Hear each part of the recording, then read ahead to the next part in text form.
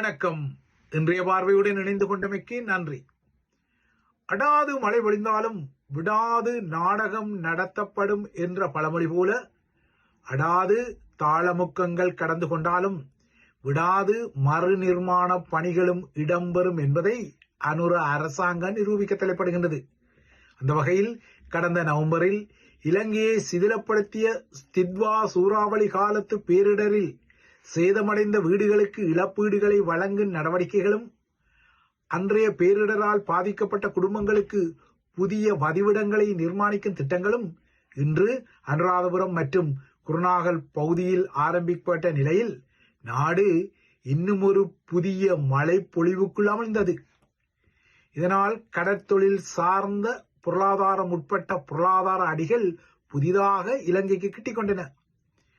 தற்போதைய காற்றழுத்த நிலை இன்று மாலைக்கும் இரவுக்கும் இடையில் ஹம்பாந்தோட்டை மற்றும் கல்முனைக்கு இடையே கரையை கடக்கும் வாய்ப்புகள் அதிகம் என எச்சரிக்கப்பட்ட பின்னணியில் தித்வா சூறாவளியால் பாதிக்கப்பட்ட சமூகங்களின் முந்தைய நிலையை உயர்த்தும் நகர்வுகளுக்காக அன்றகுமார திசாநாயக்கா மும்முரமாக இயங்கி வருகின்றார்.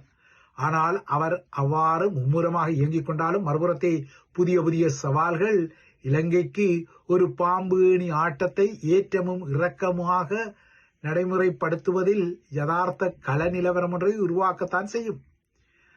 அனுரகுமார அரசாங்கத்தை பொறுத்தவரை அனைத்து வெளிநாடுகளிடம் பெறுநர்களாக இருக்கும் தந்திரோபாயத்துடன் கச்சிதமாக நகரத் தலைப்படுகின்றது. ஆனால் இவ்வாறாக வெளியரங்கத்தில் அது தந்திரோபாயங்களை பிரயோகித்துக் கொண்டாலும் உள்ளரங்கத்தில் சில விடயங்களில் அது உண்மையாகவே நகர்வதாக தெரியவில்லை. அவ்வாறாக அது நகர்ந்திருந்தால் நிச்சயமாகவே சண்டே லீடர் பத்திரிகையின் ஆசிரியர் லசந்த விக்ரமதுங்கவின் படுகொலைக்குரிய சூத்திரதாரிகளை அனுர அரசாங்கம் ஆட்சிக்கு வந்து 1.5 வருடங்களாக நிலையில் நிச்சயமாகவே அம்பலப்படுத்தி இருக்க முடியும். ஆனால் நேற்று மீண்டும் ஒருமுறை அவரது நினைவு இலங்கையில் கூறப்பட்ட நிலையில் அவரை படுகொலை செய்தவர்களை புதிய அரசாங்கத்தாலும் அம்பலப்படுத்திக் கொள்ள முடியவில்லை. இந்த படுகொலை இடம்பெற்று 17 ஆண்டுகளாக நிலையில் லசந்தவின் கொலைக்கு உத்தரவிட்டவர்களை அடையாளம் கண்டுகொள்ள இந்த அரசாங்கத்தாலும் ஏனோ முடியவில்லை. ஆனால் அன்று ஆட்சியில் உள்ளவர்களே லசந்தவை கொன்றதாக அரசு தலைவரின் தளபதிகளில் ஒருவரான விமல் போன்றவர்கள் சொல்லிக் கொண்டாலும் கொலையாளிகளை பகிரங்கப்படுத்த இந்த ஆட்சியும் முறையாக நகரவில்லை என்பதும், இந்த படுகொலை வழக்கில் அனுர அரசாங்கமும் புதிய கொள்கை அணுகுமுறையை வெளிப்படுத்த தவறியது என்பதும் கசப்பான யதார்த்தமாகின்றது. 2009 ஆண்டு ஜனவரி 8ஆம் தேதி அன்று ரத்மரான விமான நிலையத்தின் உயர் பாதுகாப்பு வலய பகுதியில் வைத்து, குறிப்பாக அத்தியடி பகுதியில் வைத்து உந்துருளிகளில் சென்ற துப்பாக்கிதாரிகள் லசந்தவை சுட்டுக் கொன்றனர். இந்த கொலையுடன் அப்போதைய இராணுவ புலனாய்வு அதிகாரிகளை கொண்ட ட்ரிப்போலி பிளட்டூனுக்கு தொடர்பு இருந்தமை கைத்தொலைபேசிகளின் தடம் அறிதல் தரவுகளால் கண்டுபிடிக்கப்பட்டன. இவ்வாறான தரவுகள் கண்டுபிடிக்கப்பட்டதும் தான் ஸ்ரீலங்கா காவல்துறையினரின் வசந்தவின் கொலை தொடர்பான விசாரணைகள் திசை திருப்புதலுக்கு உள்ளாக்கப்பட்டன. இந்த விசாரணைகள் உண்மையாகவே நடந்தால் இந்த குற்றவாளிகள் ராஜபக்சக்களின் காலடி வரை இருப்பார்கள் என்பது யதார்த்தமாக வெறும் என்பதை தெரிந்து கொண்ட ஸ்ரீலங்கா காவல்துறை இந்த அரசியல் படுகொலையின் சூத்திரதாரிகளை அம்பலப்படுத்துவதில் பின்னடித்து லசந்தவின் கொலை வழக்கை வேறு கோணத்தில் திசை திருப்பியமை வரலாறு. ஆனால் இப்போது இவ்வாறான திசை திருப்பல்களை எல்லாம் தெரிந்து கொண்ட அனுரகுமார திசாநாயக்காவின் அரசாங்கம் ஏனோ தெரியவில்லை, இந்த கொலையின் சூத்திரதாரிகளை இன்னமும் முன்னிலைப்படுத்த வரவில்லை, மாறாக தயக்கத்தை தான் வெளிப்படுத்துவதாக தெரிகின்றது. இலங்கையை பொறுத்தவரை அந்த தீவில் ஊடகத்துறையை தவிர வேறு எந்த துறைகளும் அதன் பணியாளர்களுக்கு தங்கள் பணி சார்ந்து படுகொலைகளை பரிசாகவோ எதிர்வினையாகவோ வழங்கிக் கொள்ளவில்லை. ஆனால் ஊடகத்துறைக்கு அது தாராளமாகவே நடந்தது. தமிழர்களின் அரசியல் உரிமை போராட்டத்திலும் தமிழர்களின் முற்றங்களில் இது அதிகமாகவே நடந்தது.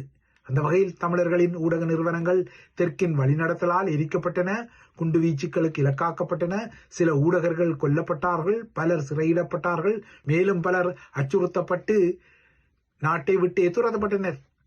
தமிழர்கள் மீதான உதிரவரி கொண்ட தெற்கின் கதாநாயகர்களால் இரக்கமின்றி தொடரப்பட்ட உள்நாட்டு போர் என்ற அடையாளத்துக்கு மத்தியில் தமிழ் ஊடகத்துறை பெரும் அல்லல்களை சந்தித்தது.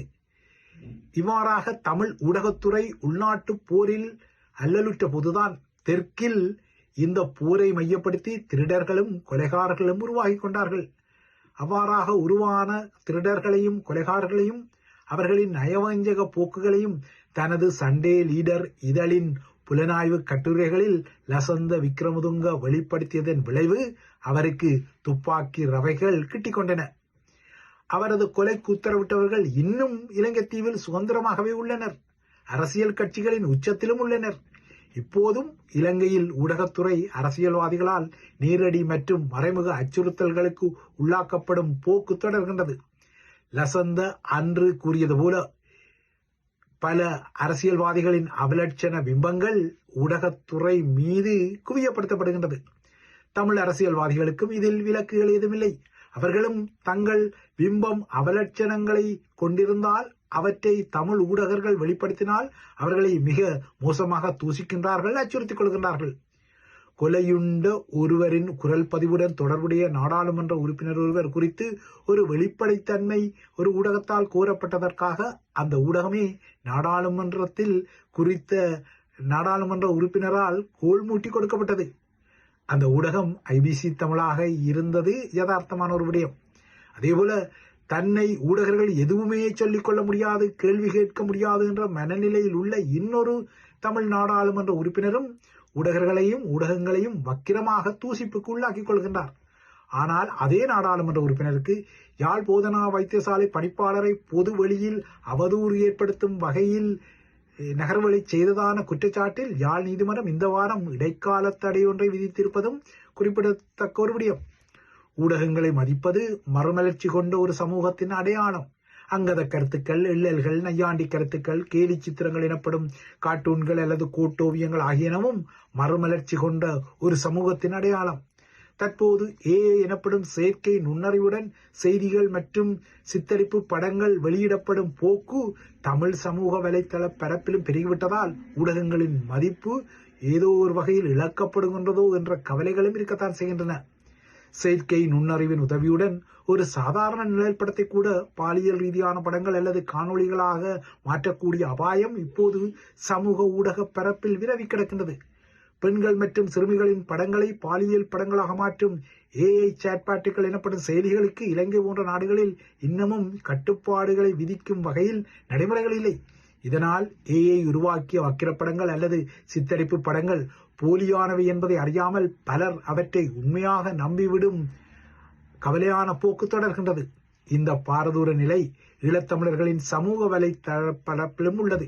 இதேபோலவே ஊடகங்கள் மற்றும் ஊடகங்கள் மீதான வசைபாடலை கருத்து சுதந்திரம் என்ற பெயரில் பலர் கொட்டுவதும் தெரிகிறது.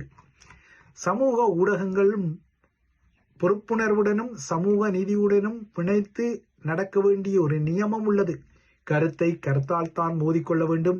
விமர்சனத்துக்கான அல்லது படைப்புக்கான எதிர்வினையும் அந்த வழியில் தான் வர வேண்டுமே தவிர அரசியல்வாதிகளான தம்மை குறித்து எதுவுமே சொல்லிக் கொள்ளக்கூடாது, சொன்னால் வக்கிர கருத்து தான் பதிலடியாக வரும் என்ற அச்சுறுத்தல் தமிழ் ஊடகங்களை நோக்கி விடுக்கப்படுவதும் ஏதோ ஒரு வகையில் அந்த ஊடகங்களுக்குரிய அச்சுறுத்தலும் அவதூறும் தான் என்பதும் யதார்த்தமான கசப்பான விடயம்.